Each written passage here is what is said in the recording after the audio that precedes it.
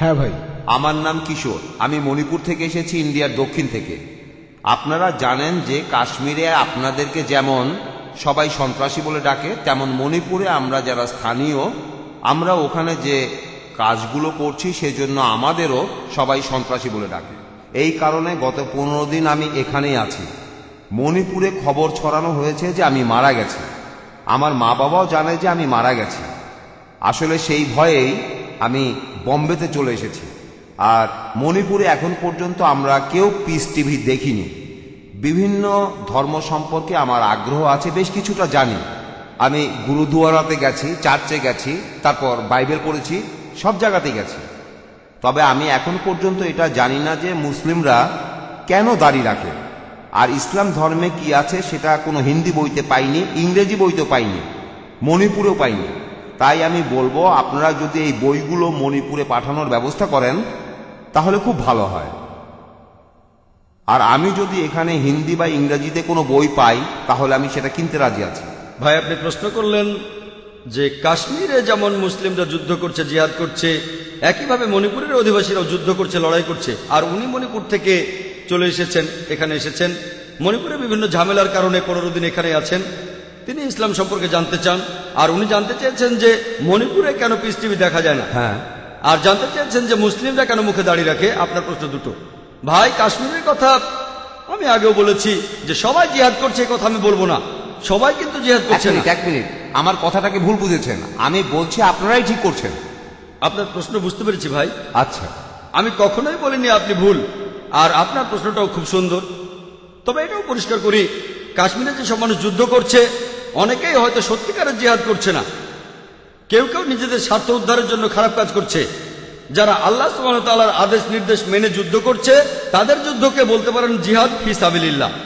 আমি ঢালাভাবে বলতে পারি না যে কাশ্মীরের সব মুসলিমই জিহাদ করছে, জিহাদ ফি সাবিলিল্লাহ।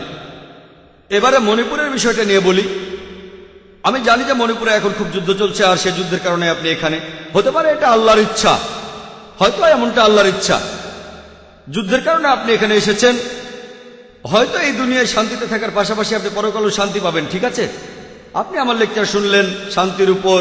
পৃথিবীর শান্তিটা হলো সাময়িক, চিরস্থায়ী না, কিন্তু পরকালের শান্তিটা হলো চিরস্থায়ী। এবারে প্রশ্নে আসি যে আমরা দাঁড়িয়ে রাখি কেন, আর মণিপুরে পিস টিভি দেখতে পারেন না কেন। মণিপুরে পিস টিভি দেখার প্রসঙ্গে বলি, আপনি ফ্রিকোয়েন্সিটা চেক করে দেখতে পারেন। যদি ডিশ অ্যান্টেনা লাগান, হতে পারে আপনাদের ডিশ অপারেটর চ্যানেলটা আনেনি। একটা ডিশ অ্যান্টেনা কিনতে কয়েক হাজার টাকা লাগবে। অ্যান্টেনাটা এখন পূর্ব দিকে 68 ডিগ্রি ঘুরিয়ে দেন, আর প্যান অ্যাট স্যাট 10, ইনশাল্লাহ পিস টিভি দেখতে পাবেন। আপনাদের কেবল অপারেটরকে বলে দেখেন, আমরা মণিপুরে গিয়ে তাদের বাধ্য করতে পারি না, কিন্তু ডিশ অ্যান্টেনা যদি পূর্ব দিকে 68 ডিগ্রি মুখ করে থাকে আর ফ্রিকোয়েন্সিটা টিউন করেন, ইনশাল্লাহ দেখতে পাবেন। এবারে বলি মুসলিমরা কেন দাড়ি রাখে। আমি এখানে বলবো যে পোশাকে যদি আপনার উদ্দেশ্য বোঝা যায় সেটাই পরেন। একটা লেকচার দিয়েছিলাম, is the level shows your intent, war it. যেমন ধরেন, যদি কোনো কনফারেন্সে যান, বিশেষজ্ঞদের দেখবেন তারা লেভেল পড়েছেন। আমি ডাক্তার, আমি ইঞ্জিনিয়ার, আমি একজন বিজ্ঞানী। এটা হলো অনুষ্ঠান ছাড়াই পরিচয়।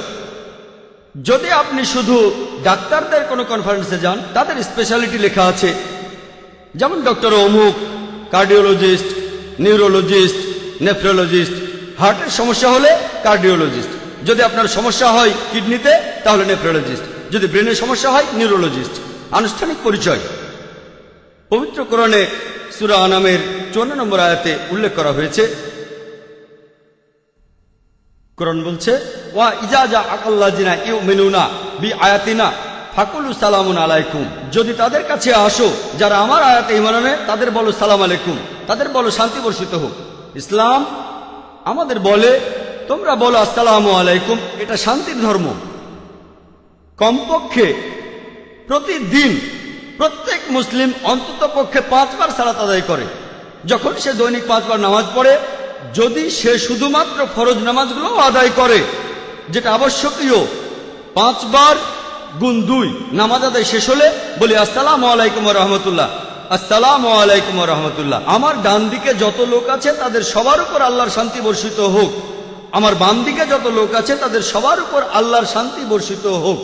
প্রত্যেক নামাজে 2 বার বলি, কমপক্ষে 5 বার নামাজ পড়ি, কমপক্ষে 10 বার সালাম জানাচ্ছি ডান দিকের সব মানুষদের, এর পাশাপাশি বাম দিকের সব মানুষদের। যদি সুন্নাতে মুআক্কাদাও পড়ি তাহলে আরো 10 বার। এভাবে অন্তত পক্ষে 20 বার আমি সালাম জানাচ্ছি আমার ডান দিকের মানুষদের আর বাম দিকের মানুষদের। যদি সাধারণ সুন্নত পড়ি তাহলে আরো বেশি হবে। যখনই আমি কোনো মুসলিমকে দেখি তাকে বলি আসসালামু আলাইকুম, আপনার উপর শান্তি বর্ষিত হোক। পবিত্র কোরআনে এই কথা আছে, সূরা নিসার 86 নম্বর আয়াতে উল্লেখ করা হয়েছে। বলা হয়েছে, যদি কেউ তোমাকে অভিবাদন করে, উত্তম অভিবাদন করে, তুমি আরো ভালোভাবে অভিবাদন করো অথবা তার সমান। কেউ যদি আমাকে বলে আসসালামু আলাইকুম, আমি তখন বলবো ওয়ালাইকুম আসসালাম রহমতুল্লাহ। কেউ আমাকে বললো শান্তি বর্ষিত হোক, আমি তখন বলবো শান্তি ও রহমত বর্ষিত হোক। কেউ যদি বলে আসসালামু আলাইকুম রহমতুল্লাহ, আমি তখন বলবো ওয়ালাইকুম আসসালাম রহমতুল্লাহ বারাকাতুহু, আরো ভালোভাবে দেব। যদি কেউ বলে আসসালামু আলাইকুম রহমতুল্লাহ বারাকাতুহু, আমি অন্তত পক্ষে একইভাবে বলবো ওয়ালাইকুম আসসালাম রহমতুল্লাহ বারাকাতুহু। কেউ আমাকে বললো আসসালামু আলাইকুম, আমি বললাম ওয়ালাইকুম আসসালাম। কথাগুলো একই, কিন্তু বললাম হৃদয়ের গভীর থেকে, এমনটা হলো ভালো। তাহলে আল্লাহ কোরআনে বলেছেন আরো ভালোভাবে অভিবাদন করো। এখন ধরুন ভ্রমণ করছি, মুসলিমদের সাথে দেখা হবে, এটা কিভাবে বুঝবো যে কোন লোকটা মুসলিম? এজন্য আমাদের লেভেল আছে, দাড়ি। কিন্তু এখন মিডিয়াতে দেখবেন মুখে দাড়ি থাকলে আপনি সন্ত্রাসী। আচ্ছা না, কিন্তু ভাই আগে উত্তরটা শেষ করতে দেন, আমাকে উত্তরটা শেষ করতে দেন। যদি শিখরা দাড়ি রাখে আর পাগড়ি পরে তাহলে বলা হয় ঐতিহ্য মানছে, আর মুসলিমরা দাড়ি রাখলে বলা হয় সন্ত্রাসী। খ্রিস্টানদের দেখবেন তারা মাথা ঢেকে রাখে, তাদের বলা হয় ধার্মিক, আর মুসলিম মেয়েরা মাথা ঢাকলে তাদের বলা হয় নিপীড়িত। মিডিয়া মিডিয়া মিডিয়া এই দাড়ি একটা মাছিরও ক্ষতি করতে পারবে না। আমার মাথার এই টুপি একটা মাছিরও ক্ষতি করতে পারবে না। কোরআন পড়লে দেখবেন কোরআনে কোথাও দাড়ি রাখার কথা বলা হয়নি। কোরআনে দাড়ি নিয়ে একটা আয়াতে আছে সূরা তাহার মধ্যে, এখানে 94 নম্বর আয়াতে বলা হয়েছে। সেখানে মুসা আলাইহিস সালাম তিনি তখন দাড়ি ধরেছিলেন, তার ভাই হারুনের, ইহুদিরা বলে অ্যারন, হারুন তখন বললেন, হে আমার সহোদর, তুমি কেন আমার মুখে দাড়ি ধরেছো? শুধুমাত্র এই আয়াতটাতে দাড়ির কথা আছে। আমাদের প্রিয় নবীজি বলেছেন, সহিহ বুখারীতে আছে 7 নম্বর খণ্ডের 780 ও 781 নম্বর হাদিসে আমাদের প্রিয় নবীজি বলেছেন, পৌত্তলিকরা যে কাজ করে তার বিপরীতটা করো। তোমাদের গোঁফ ছোট করে ছাটো আর দাড়ি রাখো। যেহেতু এটা নবীজির নির্দেশ, আর আল্লাহ কোরআনে বলেছেন আতিউল্লাহ ওয়া আতিউর রাসূল, আল্লাহ এবং তার রাসূলকে মান্য করো। নবীজি নির্দেশ দিয়েছেন, আমরাও মানব। আর এই দাড়ি থাকলে আমরা সহজে চিনতে পারি। অনেক লোক বিভিন্ন সময়, আমি যখন রাস্তায় হাঁটি, যখন বিদেশে যাই, তারা আমার টুপি আর দাড়ি দেখে আসসালামু আলাইকুম, আসসালামু আলাইকুম, ওয়ালাইকুম আসসালাম। এটা অনানুষ্ঠানিক পরিচয়। আমি শান্তি প্রচার করছি। আমাদের বুঝতে হবে যে এটা একটা অনানুষ্ঠানিক পরিচয়। আর একটা উদাহরণ দেই, একটা গাড়ি কিনলেন, আপনি যদি ডাক্তার হন, গাড়িতে ক্রস লাগানো থাকে কেন? এটা বোঝাতে যে গাড়ির মালিক একজন ডাক্তার। যদি আপনার ইমার্জেন্সি কাজ থাকে, আপনি গাড়ি থামাতে পারেন, তারপর সাহায্য চাইতে পারেন। সেখানে যদি কারো মুখে দাড়ি দেখেন আর মাথায় টুপি দেখেন, তাহলে বুঝবেন যে সে মুসলিম। আমার মনে আছে দাদা নানাদের জিজ্ঞেস করলে পাবেন, তাদের জিজ্ঞেস করে দেখবেন 50 বছর আগে, 100 বছর আগে, তারা আপনাকে বলবে যে অমুসলিমরা তারা যখন কোনো ট্যাক্সি ভাড়া করতে চাইতো, তখন একজন এমন ড্রাইভার খোঁজ করত যার মাথায় টুপি আর মুখে দাঁড়িয়ে আছে, মুসলিম ড্রাইভার। এই লোক আমাকে ঠকাবে না। যদি তারা মুদি দোকানে কেনাকাটা করতে যেত, তারা এমন লোকের কাছ থেকে জিনিসপত্র কিনতো যার মালিকের মুখে দাঁড়িয়ে আছে মুসলিম। এই লোক ঠকাবে না। কিন্তু এখন যদি মাথায় টুপি থাকে, মুখে দাড়ি, তার মানে এই লোক সন্ত্রাসী। তাহলে ইসলাম সম্পর্কে অনেক বদনাম। এখন আমাদেরকে হারানো গৌরব ফিরিয়ে আনতে হবে। ঠিক, এটা আমাদের একটা লেভেল, এটা আমাদের নবীজির নির্দেশ, তিনি বলেছেন, সেজন্য আমরা এটা করি। এতে একটা মাছিরও ক্ষতি হবে না। এটা অনানুষ্ঠানিক পরিচয়ের একটা মাধ্যম যে আমরা মুসলিম, যাতে সালাম জানাতে পারি। আর যদি কোনো সমস্যায় পড়েন, যদি সাহায্য দরকার হয়, প্রতিবেশীকে সাহায্য করা মুসলিমদের কর্তব্য। সাহায্য চান মুখে দাড়ি মাথায় টুপি কারো কাছে, ইনশাআল্লাহ আপনি সাহায্য পাবেন। আশা করি উত্তরটা পেয়েছেন। ধন্যবাদ। ধন্যবাদ। এবারের প্রশ্ন মহিলাদের মধ্য থেকে। আসসালামু আলাইকুম জাকির ভাই, আমার নাম নীলম শেঠি। আমার জন্ম হিন্দু পরিবারে। আমি একদিন আজাদ ময়দানে হিন্দুইজম ও ইসলামের সাদৃশ্য নিয়ে আপনার লেকচারটা শুনেছিলাম। সেদিন থেকেই আমি ইসলাম পছন্দ করি। আজকে সবার সামনে আমি ইসলাম ধর্ম গ্রহণ করছি। লা ইলাহা ইল্লাল্লাহু মুহাম্মাদুর রাসূলুল্লাহ। আমিন। মাশাআল্লাহ বোন, আপনাকে অভিনন্দন। ইসলাম গ্রহণ করার জন্য আপনাকে অভিনন্দন বোন। তিনি বললেন যে কয়েক বছর আগে বোম্বের আজাদ ময়দানে তিনি প্রথম আমার লেকচার শুনেছিলেন। টপিক ছিল হিন্দুইজম এবং ইসলামের মধ্যে সাদৃশ্য। আর সেই দিন থেকেই তিনি ইসলাম পছন্দ করেন, আর আজকে তিনি সবার সামনে ইসলাম গ্রহণ করলেন। আপনাকে এই শান্তির ধর্মে স্বাগত জানাই। আল্লাহর কাছে দোয়া করছি তিনি যেন আপনাকে রহমত দান করেন, আর ইনশাআল্লাহ আপনি জান্নাতে যাবেন, ইহকাল এবং পরকালও শান্তি পাবেন। ধন্যবাদ। হ্যাঁ ভাই। আমি ডক্টর বলবন্ত শাস্ত্রী, বিহারে সরকারি ডাক্তার হিসাবে ছিলাম। আমি বোম্বেতে অনেক দিন ধরে আছি। এখানকার অনেক অতিথিকেই আমি ব্যক্তিগতভাবে চিনি, তাদের সাথে কথাও হয়।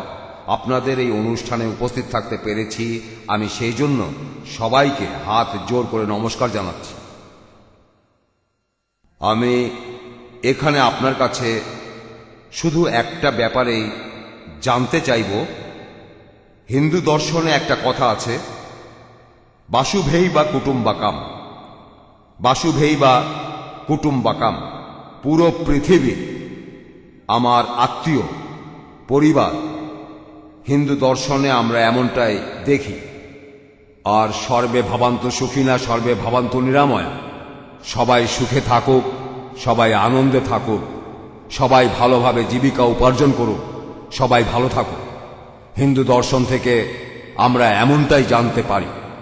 আমার ধারণা আপনাদের ইসলাম ধর্মের দর্শনে এরকম কোনো কথা আছে, আর এই কথাগুলো আপনারা মানুষের মাঝে প্রচারও করে থাকেন।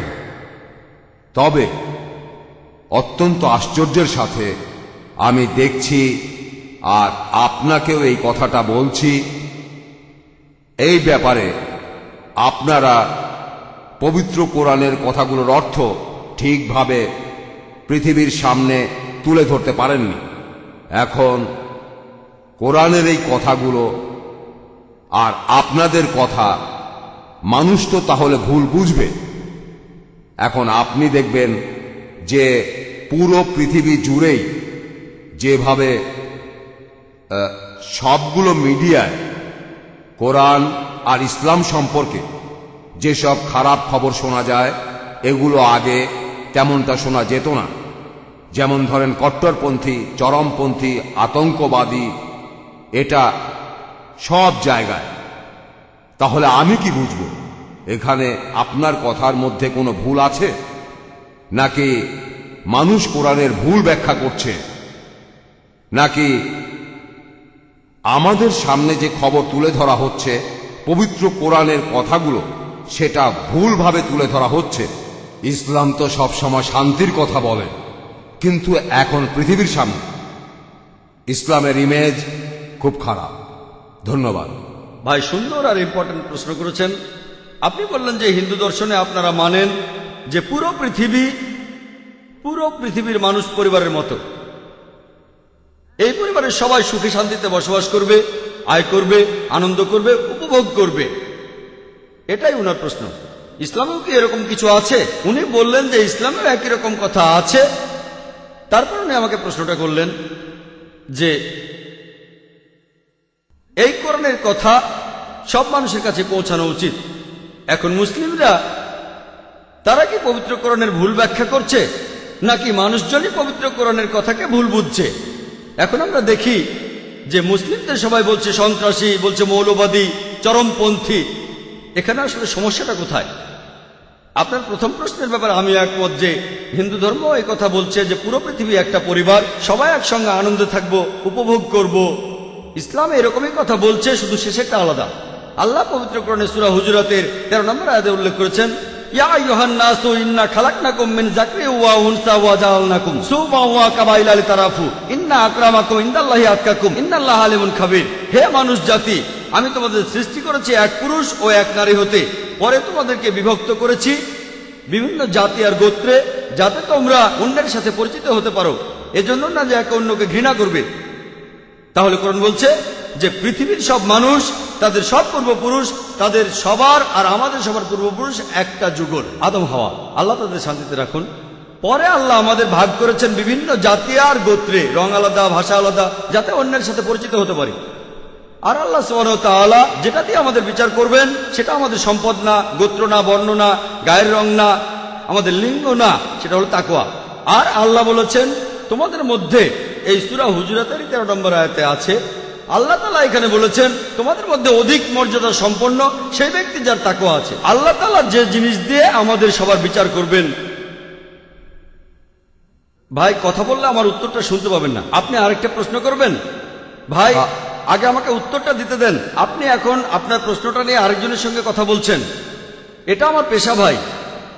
আপনি আমাকে প্রশ্ন করেছেন, আমি এখনো শেষ করিনি, সবে শুরু করেছি। ভাই আমি আপনার বলতে চাচ্ছি, ভাই আপনার আমি প্রশ্নটা আমি বুঝেছি। ইংরেজি ভাষা তেমন একটা বুঝি না। ভাই যদি আমি উর্দুতে বলি আমি তাহলে তাই অনুরোধ করব যে আপনি তো যথেষ্ট জানেন, আপনার পাশে যদি আর কেউ থাকে যে হিন্দিতে ব্যাখ্যা করে দেবে অথবা উর্দুতে ব্যাখ্যা করবে, তাহলে আমার ভাই পক্ষে সাহেব, সেটা বোঝা ভাই, সহজ হতো। ভাই যদি হিন্দিতে বলি, আপনার বোঝার জন্য হিন্দিতে বলতে পারি, কিন্তু হিন্দিতে যদি আমি উত্তর দেই অন্যদের সাথে অবিচার করা হবে। আপনি তো আপনার প্রশ্নটা হিন্দিতে করেছেন, সেটার তর্জমা করে তারপর আমি উত্তর দিচ্ছি। যদি বুঝতে না পারেন পরে ভিডিওটা দেখে নিতে পারেন, অথবা পরে অন্য কাউকে আমি বলে দেব, তিনি আপনাকে উত্তরটা হিন্দিতে বুঝিয়ে দেবেন ইনশাআল্লাহ। ঠিক আছে? তাহলে কি দিয়ে আল্লাহ আমাদের বিচার করবেন? হিন্দু ধর্মে উনি বললেন যে আমরা জীবনযাপন করব সুখের সাথে, আয় করব। ইসলাম অনুযায়ী আমরাও সুখের সাথে জীবনযাপন করব, তবে সেটা ভিত্তি হবে তাকওয়া। যেটা দিয়ে আপনি অধিক মর্যাদা সম্পন্ন হতে পারেন সেটা তাকওয়া, ন্যায়পরায়ণতা, আল্লাহকে মেনে চলা, সম্পদ না, লিঙ্গ না, গোত্র, বর্ণ না। আপনি প্রশ্ন করেছেন যে কোরআন এত ভালো কথা বলে, তাহলে এখানে কোরআনের ব্যাখ্যায় কি সমস্যা হচ্ছে? মুসলিমরা কি ভুল ব্যাখ্যা করছে, নাকি আমরাই কোরআনের কথা ভুল বুঝছি?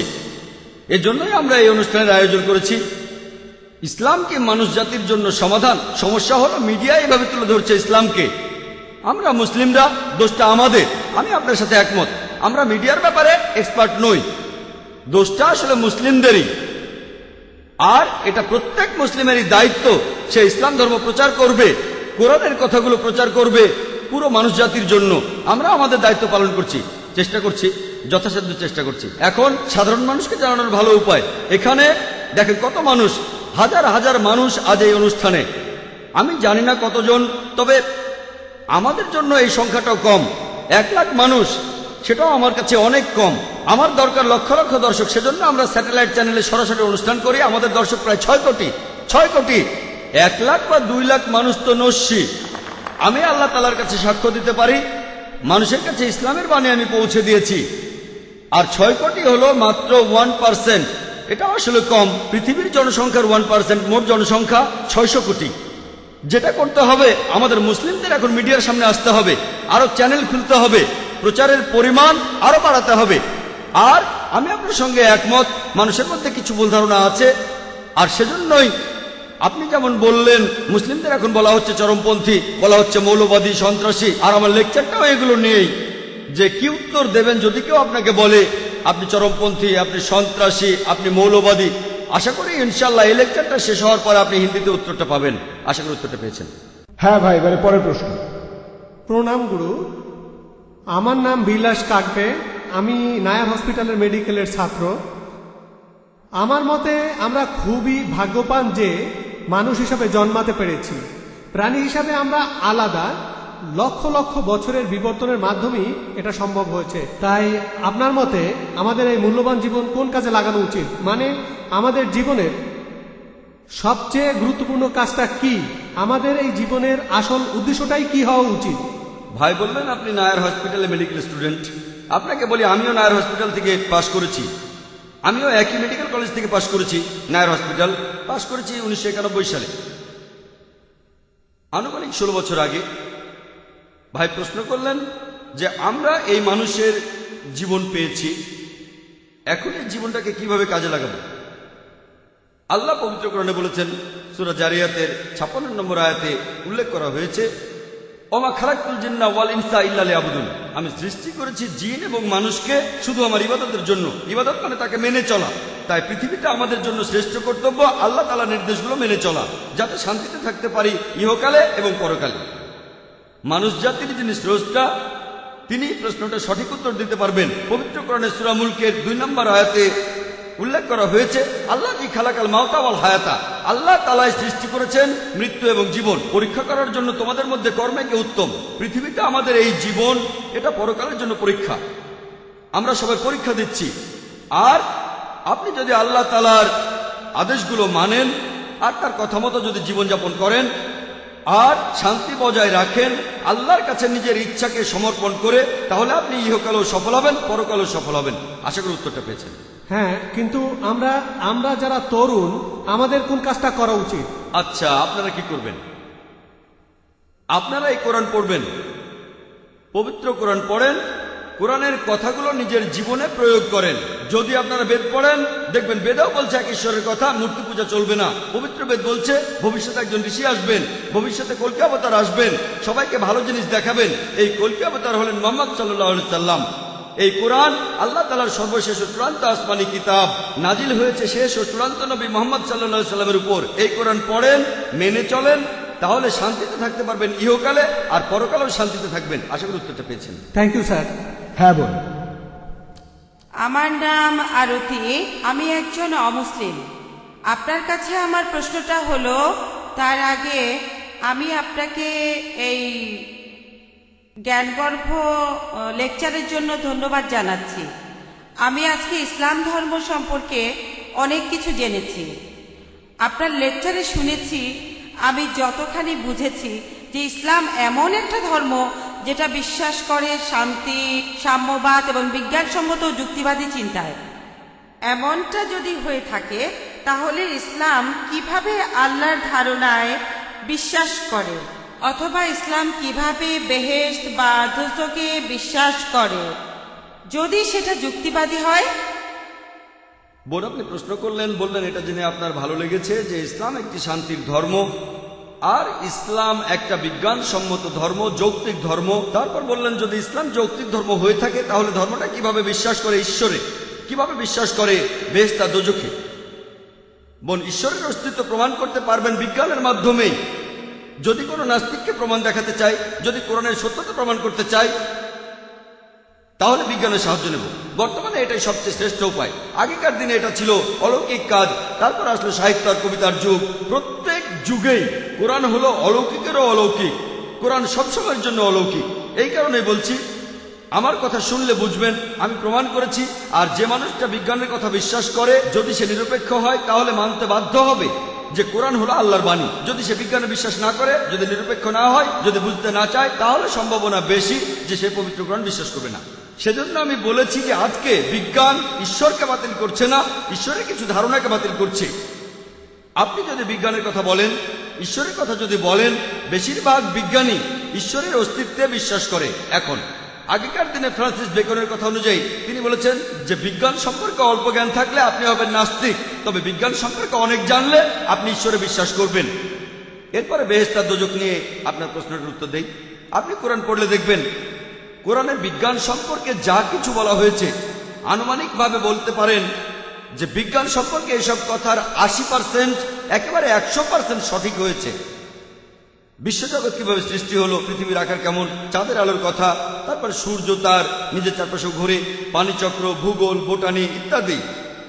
বিজ্ঞান সম্পর্কে কোরআনের এসব কথার 80% একেবারে 100% সঠিক প্রমাণিত হয়েছে। কোরআনের বাকি 20% সেটা এখনো প্রমাণিত হয়নি, সঠিকও না, ভুলও না। আমার যুক্তি বলে যখন 80% একেবারে পুরোপুরি সঠিক আর বাকি 20% সঠিকও না, ভুলও না, এই 20%-এর 0.1%ও ভুল বলে প্রমাণিত হয়নি, আমার যুক্তি বলে যে ইনশাআল্লাহ আল্লাহর ইচ্ছায় বাকি 20% সঠিক হবে। তাহলে বেহেশত আর দোজখ, ফেরেশতা, জিন, বিজ্ঞান এখনো অতটা উন্নত হয়নি। বিজ্ঞান হয়তো এতটুকু উন্নত হয়েছে যে কোরআনের 80% বৈজ্ঞানিক কথাগুলো যাচাই করে দেখতে পারবে। আগামীকাল হয়তো 50 বছর পরে, 100 বছর পরে, 200 বছর পরে বিজ্ঞান তখন বেহেশত নিয়ে কথা বলবে, দোজখ নিয়ে কথা বলবে, জিন নিয়ে কথা বলবে। আমার বিচার বুদ্ধি বলে এটা কোনো অযৌক্তিক বিশ্বাস না, বিশ্বাসটা যুক্তিসঙ্গত। যখন 80% পুরোপুরি সঠিক বলে প্রমাণিত, বাকি 20%-এর 0.1%ও ভুল বলে প্রমাণিত হয়নি, কোনো বিজ্ঞানী বলতে পারবে না, বিজ্ঞান দিয়ে প্রমাণ করতে পারবে না দোজখ বলে কিছু নেই, বিজ্ঞান দিয়ে এটাও প্রমাণ করতে পারবে না যে বেহেশত বলে কিছু নেই। শুধু বলতে পারবে আমি জানি না, এটা থাকতেও পারে নাও থাকতে পারে, প্রমাণিত হয়নি।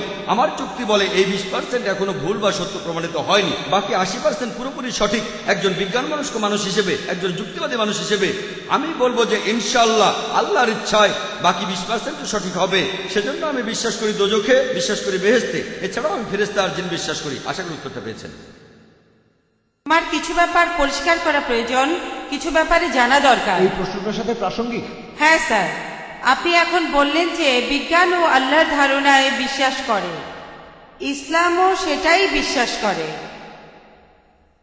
সেখানে এসব ব্যাপার নিয়ে কি ব্যাখ্যা দেয়া হয়েছে আল্লাহ আর বেহেশত দোজখ সম্পর্কে? বোন, আপনি আমার পুরো লেকচার শুনেছেন? হ্যাঁ। আপনি কি আমার গত লেকচারটা শুনেছিলেন, is the Quran God's word? না স্যার, আচ্ছা। আজকেই প্রথম এসেছি। এখানে আমি 15 মিনিটে সেই কথাগুলো বলেছি যেটা আসলে 2 ঘন্টার লেকচার। আপনাকে অনুরোধ করব আপনি আমার ভিডিও ক্যাসেটটা জোগাড় করেন, is the Quran God's word. সেখানে প্রমাণ করেছি যে কোরআন আল্লাহর বাণী, নাস্তিকের সামনে ঈশ্বরের অস্তিত্ব সেখানে প্রমাণ করেছি। সেই কথাগুলো এখানে সংক্ষেপে বলেছি আমি। সেখানে আমি প্রমাণ করেছি যে ঈশ্বরের অস্তিত্ব আছে। যদি স্রষ্টা বলে কেউ না থাকতো তাহলে কোরআন কে লিখেছে? 1400 বছর আগে এই কোরআন কে লিখেছে? এই কোরআন, এই প্রশ্নটা আমারও, যে এই কোরআন কে লিখেছেন? কে লিখেছে? আমাদের স্রষ্টা লিখেছেন, ঈশ্বর লিখেছেন। মানুষ এটা লিখতে পারবে না। সরি, এই কথাটা ব্যাখ্যা করে বলেন। এই ব্যাখ্যাটা আমি 2 ঘন্টা ধরে দিয়েছি। আপনি ভিডিও ক্যাসেটটা দেখেন। আর 95 সালে এই টপিকের উপরে বোম্বেতে লেকচার দিয়েছিলাম। আমি ভলেন্টিয়ারদের অনুরোধ করব, মহিলা ভলেন্টিয়ারদের, উনাকে ওই ক্যাসেটটাও দেবেন যেখানে বোম্বেতে 95 সালে আমি এই লেকচারটা দিয়েছিলাম। লেকচারগুলো দেখেন, ইনশাআল্লাহ এখানে বিস্তারিত পাবেন, এখানে ব্যাখ্যাগুলো পাবেন, ঈশ্বর আর ঈশ্বরের অস্তিত্বের প্রমাণ আর কোরআনের সত্যতার প্রমাণ। আশা করি উত্তরটা পেয়েছেন। ইভিনিং স্যার, আমার নাম সুভাষ কামরে, আমি কেমিস্ট্রি ডিপার্টমেন্টের লেকচারার, থানা কলেজের। আপনার লেকচারের শুরুতেই আপনি বললেন যে কোরআন মানুষ জাতির জন্য শান্তির কথা বলে। আর আমার প্রশ্নটা হলো, ইসলাম যদি শান্তির কথা বলে তাহলে পৃথিবীর বিভিন্ন দেশের তরুণ সব মুসলিমরা তারা কেন সন্ত্রাসবাদের দিকে ঝুঁকে পড়েছে? এসব করেছে জিহাদের নামে। এই জিহাদ বিষয়টা আসলে কি? ধন্যবাদ স্যার। ভাই একটা সুন্দর প্রশ্ন করেছেন যে ইসলাম আর কোরআন যদি শান্তির কথা বলে মানুষের জন্য, তাহলে বিভিন্ন দেশে কেন তরুণ মুসলিমরা আর বিভিন্ন বয়সের মুসলিমরা তারা যুদ্ধ করছে আর জিহাদের কথা বলছে? এই জিহাদ কথার অর্থ কি? এই জিহাদ শব্দটার অর্থ যদি জানতে চান, জিহাদ এসেছে আরবি শব্দ জাহাদা থেকে, যার অর্থ চেষ্টা করা, এর অর্থ সংগ্রাম করা। তাহলে জিহাদ শব্দটার অর্থ চেষ্টা আর সংগ্রাম করা। জিহাদের অর্থ পবিত্র যুদ্ধ না। পবিত্র যুদ্ধ এটার আরবি শব্দ হচ্ছে হারবুম মুকাদ্দাসা। পবিত্র কোরআনের কোন জায়গায় হারবুম মুকাদ্দাসা লেখা নেই, সহিহ হাদিসও পাবেন না। এটা একটা ভুল অনুবাদ যেটা করেছে মিডিয়া, পশ্চিমা বিশেষজ্ঞরা। পবিত্র যুদ্ধ শব্দটা নেই। জিহাদের অর্থ পবিত্র যুদ্ধ না, জিহাদ অর্থ চেষ্টা আর সংগ্রাম করা। এরপরে ইসলামিক পরিভাষায় এর অর্থ চেষ্টা আর সংগ্রাম করা মানুষ জাতির উন্নতির জন্য। এর অর্থ চেষ্টা আর সংগ্রাম করা পৃথিবীর মানুষের শান্তির জন্য। আরেকটা অর্থ আত্মরক্ষার জন্য যুদ্ধক্ষেত্রে চেষ্টা আর সংগ্রাম করা। আরেকটা অর্থ অত্যাচারের বিরুদ্ধে চেষ্টা আর সংগ্রাম করা। জিহাদের অর্থ চেষ্টা আর সংগ্রাম করা। এবারে আপনার প্রশ্নটাতে আসি যে তাহলে এইসব তরুণ মুসলিমরা পৃথিবীর বিভিন্ন দেশে তারা যুদ্ধ করছে। 1 নম্বর পয়েন্ট, এমন সম্ভাবনা আছে, আর কথাটা সত্যি, যে কিছু মুসলিম আছে যারা আসলে বিপদগামী, তারা বিপথে চলে গেছে। তারা বলে যে ইসলামের যুদ্ধের অনুমতি আছে, প্রসঙ্গ ছাড়াই উদ্ধৃতি দেয়, তবে এদের সংখ্যা খুবই কম। আমার মতে প্রধান কারণটা হলো মিডিয়া আমাদের এভাবে দেখাচ্ছে। যেমন ইন্ডিয়ায় খবরের কাগজগুলোতে আমরা প্রায় দেখি যে কাশ্মীরের মুসলিম সন্ত্রাসীরা অনেক মানুষ মেরেছে, হেডলাইন প্রত্যেক দিনই দেখবেন। আমি কাশ্মীরে প্রথম গিয়েছিলাম 2003 সালে। তখন ভাবছিলাম আমি যাব কি যাব না, যাব কি যাব না। ওখানে অনেক গোলযোগ, প্রথমবারের মতো কাশ্মীরে 14 বছর পরে কাশ্মীরের সরকার কোনো পাবলিক লেকচারের অনুমতি দিল। সেই লেকচারে অনেক মানুষ ছিল, প্রায় 1 লক্ষ মানুষ। সেখানে পোলো গ্রাউন্ডে, সেটা ছিল শ্রীনগরে। আর যখন সেখানে গেলাম দেখলাম চারপাশে বন্দুক নিয়ে দেহরক্ষী। ভাবলাম এটা আবার কি, তবে সেখানে কোনো সমস্যা হয়নি। পরের বছরে আসামে গেলাম, যখন এয়ারপোর্টে নামলাম বন্দুক হাতে 4 দেহরক্ষী আসলো। বললাম এটা আবার কি, অবস্থা ভালো না, এই আসামে কেন, কি হয়েছে? সেখানে দেহরক্ষী না থাকলে আজ আমি এখানে থাকতাম না।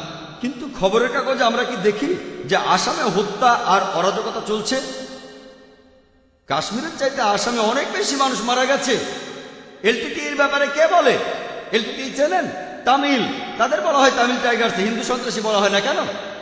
যখন কাশ্মীরি মুসলিমরা করে তখন তারা বলে মুসলিম সন্ত্রাসী, যখন আসামের হিন্দুরা করে তাহলে সেটা স্থানীয় সমস্যা, যদি এলটিটি করে স্থানীয় সমস্যা। ইন্ডিয়ার অবস্থা সম্পর্কে জানেন এমন কাউকে জিজ্ঞেস করেন, সে আপনাকে বলবে বেশিরভাগ হত্যা সেটা করেছে মাওয়িস্টরা। এদের কথা কাগজে কতবার দেখি আমরা, এদের খবরটা হয়তো আসবে ছোট করে যে এতজন লোক আসামে মারা গেছে, ছোট করে। মুসলিমরা যদি করে হেডলাইন। কেন? সব জায়গাতে কিছু কুলাঙ্গার থাকে। একবার একজন আমাকে বলেছিল কাশ্মীরের ব্যাপারটা এটা আসলে আমাদের দেশের জন্য সমস্যা। আসাম কি দেশের জন্য সমস্যা না? শুধুমাত্র কাশ্মীর কি দেশের জন্য সমস্যা? 2 জায়গাতেই স্বাধীনতার যুদ্ধ চলছে আর নিরীহ কাশ্মীরিরা নাজেহাল হচ্ছে।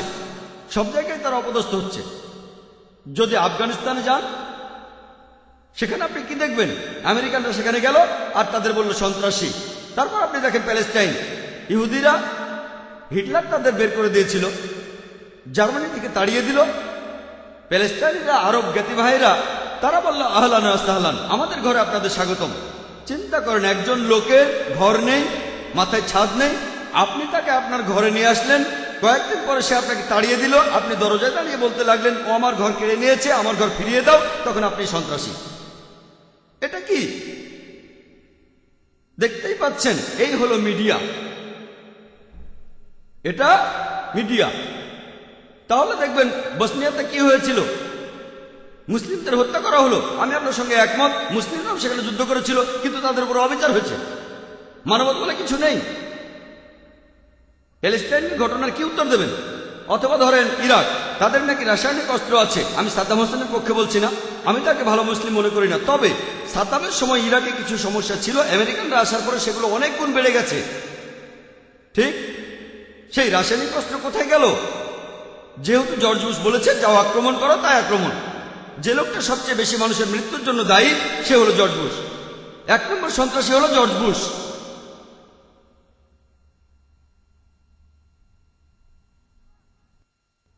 তাহলে আসল ব্যাপারটা হচ্ছে এটা মিডিয়ার খেলা। মুসলিমদের অপদস্থ করা হচ্ছে, অত্যাচার করা হচ্ছে, তাদেরকে বলছেন সন্ত্রাসী। আমি সেজন্য বলছি মুসলিমদের মধ্যেও কিছু কুলাঙ্গার আছে, তবে কুলাঙ্গারের সংখ্যা অনেক কম। এরা সংখ্যায় কম, পুরোটাই মিডিয়ার কারসাজি। আইআরের নাম শুনেছেন? আইরিশ রিপাবলিকান আর্মি, ইংল্যান্ডে। এটা আসলে ক্যাথলিক আর প্রটেস্ট্যান্টদের ভেতরে লড়াই। তাদের কেউ ক্যাথলিক সন্ত্রাসী বলে না, কেন? 100 বছরেরও বেশি। তবে ইংল্যান্ডের প্রধানমন্ত্রী টনি ব্লেয়ার মুসলিম সন্ত্রাসীদেরকে বেশি ভয় পাচ্ছেন। আইআরএ নিয়ে অত চিন্তা নেই, যারা এখন পর্যন্ত অনেক মানুষ মেরেছে, অনেক বোমা ফাটিয়েছে। কিন্তু এরা দরজা বন্ধ করে মিটিং করে যে কিভাবে মুসলিম সন্ত্রাসীদের থামাবো। ব্যাপারটা খুবই কমন। কোন পলিটিশিয়ান ভোটের দরকার হলেই নতুন প্রধানমন্ত্রী আসলেন আর তখনই ঘটল গ্লাসগো বোম্বিং। সাবিল আহমেদকে চেনেন? সাবিল আহমেদের নাম শুনেছেন? খুব ভালো, আমি নাম শুনেছি, কখনো দেখিনি। ইন্ডিয়ার পেপারে এসেছিল। এই সাবিল আহমেদ কে? সাবিল আহমেদ হলো ডক্টর জাকির নায়েকের ভক্ত, আর ব্যাঙ্গালোরে ডক্টর জাকিরের লেকচারের অর্গানাইজার ছিল। পুরো আর্টিকেলটাই সন্ত্রাসের উপর। তারপরে সাবিল আহমেদের নাম, তারপরে জাকির নায়েকের কথা। কেন? কারণ জাকির নায়েক জনপ্রিয়, আর্টিকেলটার গুরুত্ব বেড়ে যাবে। তারপর সেখানে লেখা আছে যদিও ডক্টর জাকির নায়েক পুরোপুরিভাবে সন্ত্রাসের বিরুদ্ধে, এই আর্টিকেলে আমার নামটা জুড়ে দিল। আপনারা কি লাল মসজিদের ঘটনা জানেন? পাকিস্তানে সেখানে জাকির নায়েকের সিডি পাওয়া গেছে। তাহলে তো খুশি হবেন। যখন ইন্ডিয়ান প্রেস বলছে ডক্টর জাকির নায়েক সন্ত্রাসের বিরুদ্ধে, তাহলে তো খুশি হবেন যে সাবিল আহমেদের কাছে আমার সিডি আছে, লাল মসজিদে আমার সিডি আছে। আমি যদি সন্ত্রাসের বিরুদ্ধে থাকি তাহলে এটাও ভাবেন যে হাজার হাজার মুসলিম সন্ত্রাসী কাজ করছে, তারা যেহেতু আমার ভক্ত তারা এগুলো বাদ দেবে। যদি তালিবান ওয়েবসাইটে যান ডক্টর জাকির নায়েকের নাম সেখানেও আছে, হয়তো দেখবেন আল কায়েদা ওয়েবসাইটেও আমার নাম দেওয়া আছে। কেউ অসুস্থ হলে তো ডাক্তার কাছে যাবে, ঠিক? এটা বলতে পারবেন না শুধু অসুস্থরাই হাসপাতালে যায়, অসুস্থ হলে তো হাসপাতালে যাবেই। যদি ধরে নেন এরা সবাই সন্ত্রাসী, আমার লেকচার শোনে ইন্ডিয়ার সরকার তো খুশি হবে। ডক্টর জাকির নায়েক সন্ত্রাসীর বিরুদ্ধে কথা বলে, তাদের খুশি হওয়া উচিত যে এই লোকগুলো আমার কথা শুনছে। আমি হয়তো সবাইকে বোঝাতে পারবো না, তবে কিছু লোককে তো বোঝাতে পারছি। কিন্তু সেই আর্টিকেলে আমার নামটা লেখে গুরুত্ব পাওয়ার জন্য। আসলে ব্যাপারটা কি, যদি ইসলামের বিরুদ্ধে লেখেন আপনার আর্টিকেলটা, তাহলে চোখে পড়ার সম্ভাবনা বেশি। এটা খুবই কমন। খুশবন্ত সিংয়েরও একই অবস্থা। খুশবন্ত সিংকে চেনেন? এখন তার বয়স 94। তিনি আমার বিরুদ্ধে বিভিন্ন আর্টিকেল লিখেছেন। কয়েক সপ্তাহ আগে এই নভেম্বরে আমার বিরুদ্ধে লিখেছিলেন। তিনি বলেছেন, প্রথম আর্টিকেলে তিনি লিখেছেন যে আমি ডক্টর জাকির নায়েকের প্রোগ্রাম প্রতিদিন মনোযোগ দিয়ে দেখি। তিনি আমার প্রশংসা করলেন, আমার স্মরণশক্তির কথা বললেন, তারপরে তার নিজের স্টাইলে সমালোচনা করলেন। এরপর আর্টিকেলটা লিখলেন যে দিল্লিতে একটা বইমেলা হয়েছিল, সবচেয়ে বেশি বিক্রি হয়েছে ডক্টর জাকির নায়েকের বই, যেখানে অমুসলিমদের করা 20টা কমন প্রশ্নের উত্তর দেয়া আছে।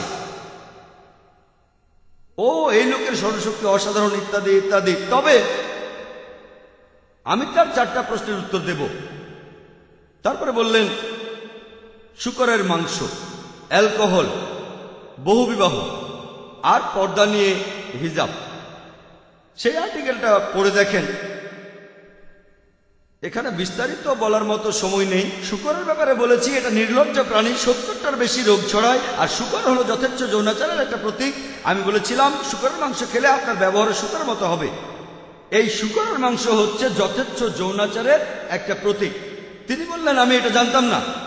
তারপর বললেন যে পশ্চিমা দেশগুলোতে সবাই শূকরের মাংস খায়, সেখানে তো কাউকে অসুস্থ হতে দেখি না।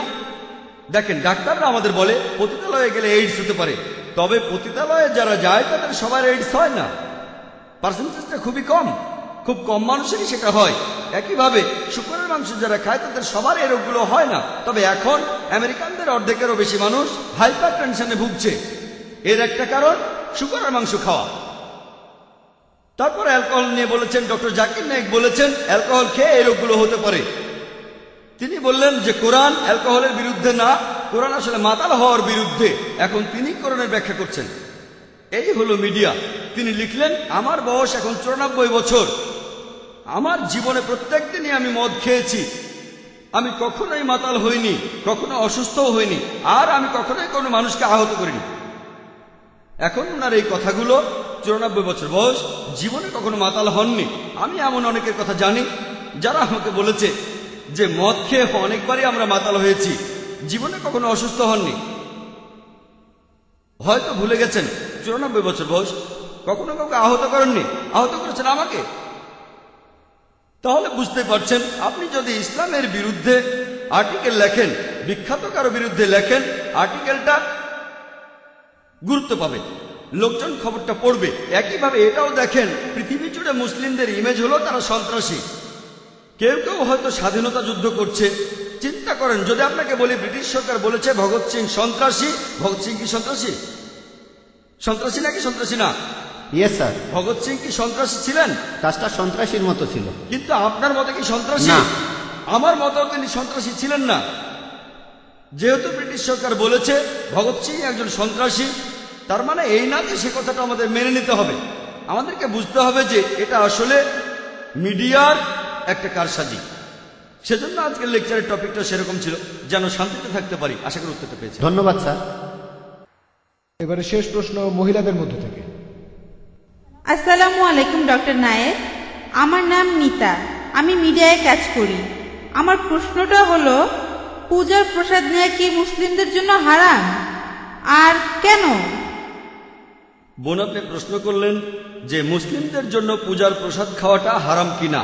প্রসাদ, এই খাবারটা দেওয়া হয় ঈশ্বরের উদ্দেশ্যে। হিন্দুরা বিভিন্ন মূর্তির উদ্দেশ্যে প্রসাদ দেয়।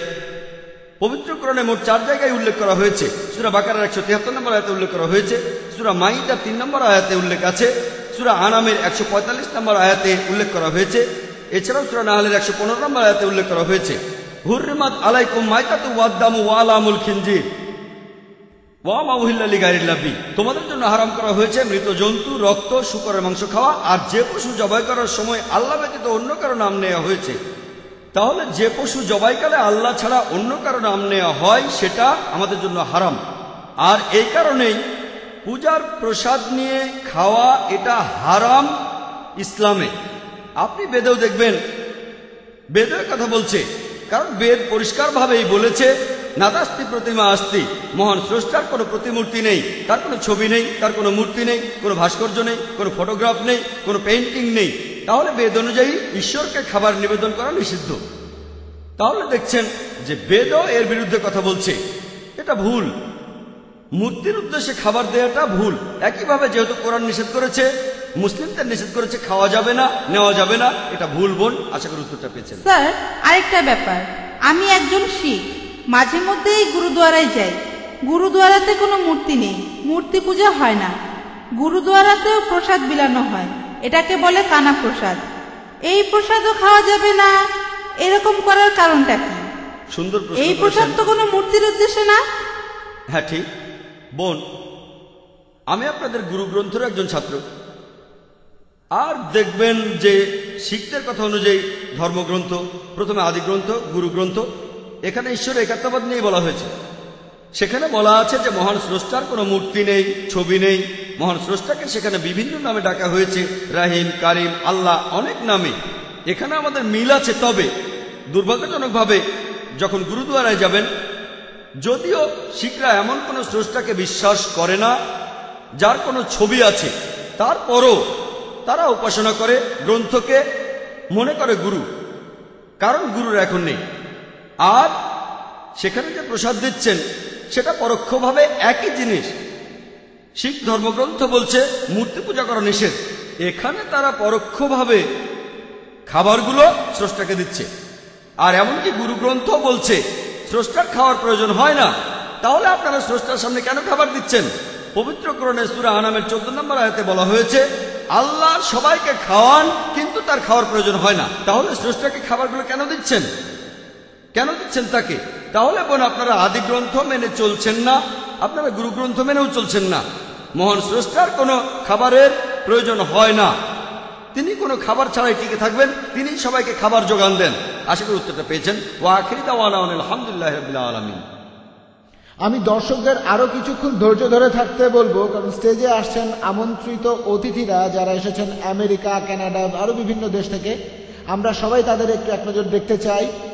তাই আমি অতিথিদের অনুরোধ করব, Yasir Fazaga, Sheikh Jafar Idris, দয়া করে আপনারা স্টেজে উঠে আসুন। দর্শক শ্রোতারা আপনাদের দেখবেন।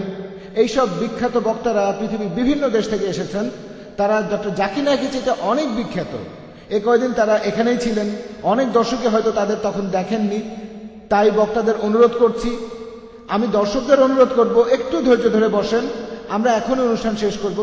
স্টেজে আসছেন doctor Bilal Philips, Yasir Fazaga, Sheikh Jafar Idris Sudan থেকে, doctor Osman Siddique al Qari Saudi Arabia থেকে, কারি শেহরজাদ এবং ডক্টর মামদু মোহাম্মদ। ভাই ও বোনেরা, আসুন মুম্বাইয়ের পক্ষ থেকে আমরা এই বিখ্যাত বক্তাদের অভিনন্দন জানাই। আল্লাহু আকবার।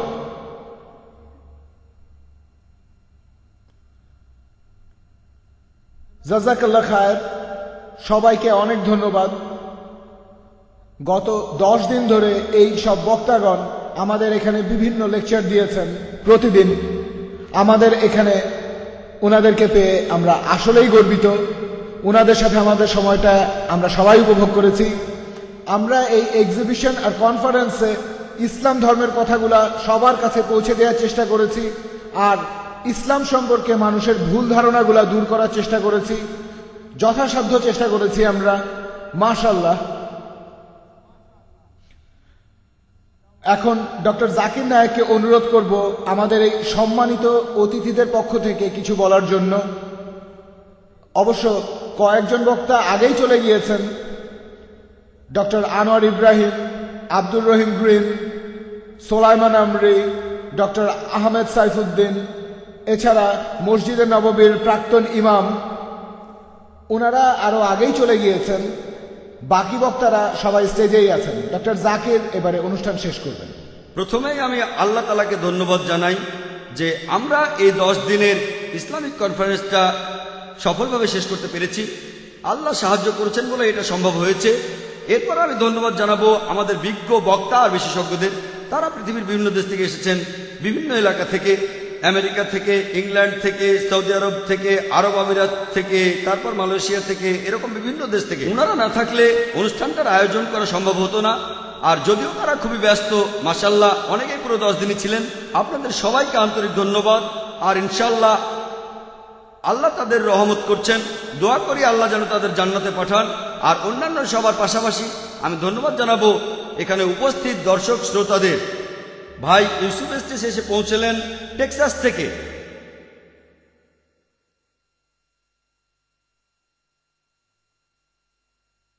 এছাড়াও বোম্বের মানুষদের ধন্যবাদ জানাই।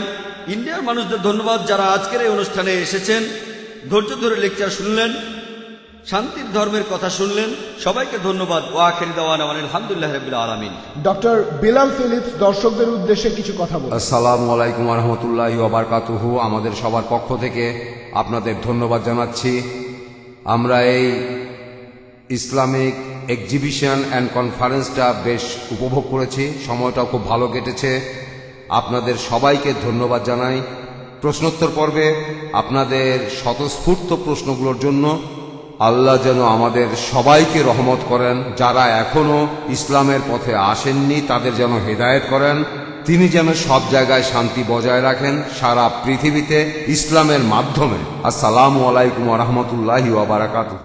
ইন্না ফী খালকিস সামাওয়াতি ওয়াল আরদি ওয়া ইখতিলাফিল লাইলি ওয়ান নাহারি والفلك التي تجري في البحر بما ينفع الناس وما أنزل الله من السماء من ماء فأحيا به الأرض بعد موتها وبث فيها من كل دابة